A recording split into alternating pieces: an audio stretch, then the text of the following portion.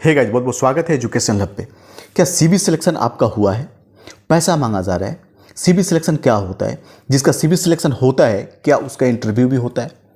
और CB selection का actual process क्या होता है, किस कंडीशन में होता है, कुछ बातें करेंगे। देखो, बहुत ज़्यादा आपकी डिमांड पे ये मैं वीडियो बना रहा हूँ। बहुत ज़्यादा कमेंट्स आ रहे थे सीबी सिलेक्शंस के रिगार्डिंग। लोग पूछ रहे थे क्या मैं पैसा दूँ नहीं दूँ, मैंने सीबी दिया था, एजेंट सामने से कॉल कर रहा है, पैसा मांग रहा है, क्या करूँ, कन्फ्यूज़ हूँ। लोग सीबी दे देते हैं, सिलेक्शन हो जाता है, जब पैसा देने का टाइम आता है कन्फ्यूज़ हो जाते हैं। और कन्फ्यूज़ हो क्यों नहीं? क्योंकि आज की जो मौजूदा कंडीशन है बहुत ही क्रिटिकल है। लोग फंस जाते हैं, पैसा लोग उनको लेकर भाग जाते हैं।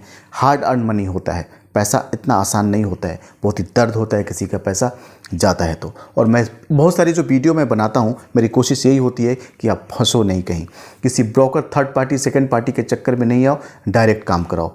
लेकिन चलो अभी बात कर लेते हैं सीबी सिलेक्शन एक्चुअली होता क्या है। जिसका सीबी सिलेक्शन होता है क्या इंटरव्यू नहीं होता है? कोई ज़रूरी नहीं है। जिसका सीबी सिलेक्शन होता है उसका इंटरव्यू भी होता है। एटलीस्ट उनका वीडियो कॉलिंग या कोई फ़ोन पे उनका इंटरव्यू हो, लेकिन होता है। इस भ्रम में कभी नहीं रहना कि हमारा सीबी सिलेक्शन हो गया है तो इंटरव्यू नहीं होगा। हाँ, लेकिन कोई एजेंट को आपने दे दिया और वो आपका सीबी ले लिया और सामने से कहीं दिया नहीं दिया या खुद ही अपने झोला में रख दिया और रखा हुआ अपने पास में और बोल दिया कि आपका सीबी सिलेक्शन हो चुका है, अब आप पैसा दे दो। बहुत ज़्यादा चीट इसी पॉइंट पे होता है। इस पॉइंट को अगर आप समझ लेंगे तो आपको कोई चीट नहीं कर पाएगा, 100% है।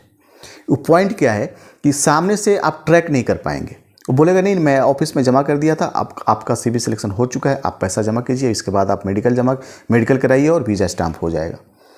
लेकिन कभी पैसा ऐसे पॉइंट पे नहीं देना है। इस तरह के बहुत सारे क्वेश्चंस आते हैं मेरे पास, इसका सुन लो भाई, एक ही जवाब है, पैसा नहीं देना। उस एजेंट से पूछो किस ऑफिस में आपका सीबी दिया था और एक बार अपने लेवल पे जाके आइडेंटिफाई करो ऑफिस में जा करके अगर आप पूछोगे कि मेरा नाम ये है, ये पासपोर्ट कॉपी है, क्या मेरा सीबी यहाँ पे जमा है, मैं सिलेक्टेड हूँ। पैसे की बात मत करना वहाँ पे, क्योंकि पैसा से जो डील हुआ है आपके एजेंट के साथ वही है।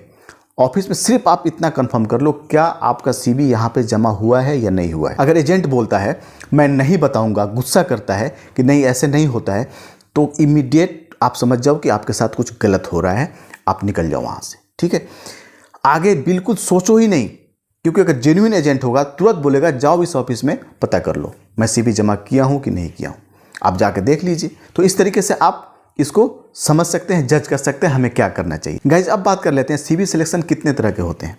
देखो, एक होता है कि आप किसी कंपनी की वेबसाइट पे गए और आप अपना सीबी अपलोड कर दिया, कंपनी ने आपका सीबी देखा और सिलेक्ट करके आपको कॉल किया, इसको भी सीबी सिलेक्शन बोलते हैं। गाइज, दूसरा क्या होता है, दूसरे तरीके से कोई इंटरव्यू होने वाला है, क्लाइंट इंटरव्यू। जॉब कंसल्टेंसीज वाले ने बहुत सारे लोगों का सीबी ले लिया, उसमें से शॉर्टलिस्ट करके उसको सिलेक्ट किया कि ये लोग इंटरव्यू देंगे और ये लोग इंटरव्यू के लायक नहीं है, इनका सीबी मैच नहीं हो रहा है, तो इसे भी सीबी सिलेक्शंस बोलते हैं। और तीसरा ये है कि जॉब कंसल्टेंसीज वाले ने डायरेक्ट कंपनी पे भेज दिया, कंपनी के मेल कर दिया कंपनी को, कोई कंपनी सऊदी अरब में है, उस कंपनी में आपको सीबी को भेज दिया और वहाँ पे सिलेक्शन किया कंपनी वाले ने और नाम से भेज दिया कि हाँ ये बंदे को भेजो, इसे भी सीबी सिलेक्शन ही बोला जाता है। लेकिन कुछ इसमें टेक्निकल चीज़ें हैं, अगर आप समझ जाएंगे तो आप कभी फेल नहीं होंगे, कोई चीट नहीं कर सकता। वो क्या कि आप कहाँ हो, आप किस तरीके से आपने अप्लाई किया है, कोई एजेंट के थ्रू दिया है, कंपनी के वेबसाइट पे जाकर के अपलोड किया है, किसी बड़े जॉब कंसल्टेंसीज जो 1000+ हैं, 1000+3 हैं, क्या उस जॉब कंसल्टेंसीज वाले को आपने अपना सीबी दिया है? तो अगर जॉब कंसल्टेंसीज वाले को डायरेक्ट आपने दिया है, कोई बड़ा है, 1000+ है, तो दिक्कत नहीं है, आप रिलैक्स रहिए। किसी कंपनी की वेबसाइट पर जाकर के अगर आपने सीबी अपलोड किया है तो वो भी आपको पता ही है किस कंपनी में आपने अप्लाई किया है, वो कंपनी का नाम क्या है, स्टैंडर्ड क्या है, सब कुछ आपको मालूम है। तो ये सारे चीज़ जो है ना, अगर आप समझ जाएंगे तो कोई कभी चीट नहीं कर सकता है और पैसा नहीं देना है।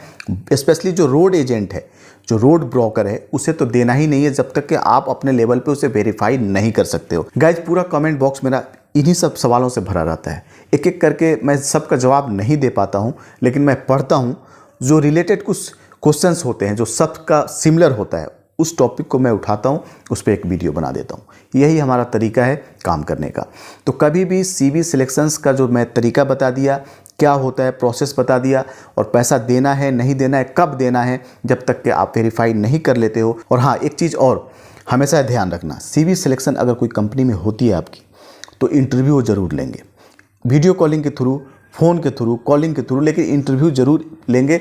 सिर्फ आपका पेपर देख करके ऐसा नहीं है कि वो आपको बुला लेंगे कंपनी में, आपको हायर कर लेंगे, नहीं, सिर्फ पेपर देख करके जॉब नहीं लगता है, सीवी सिलेक्शन में भी होता है।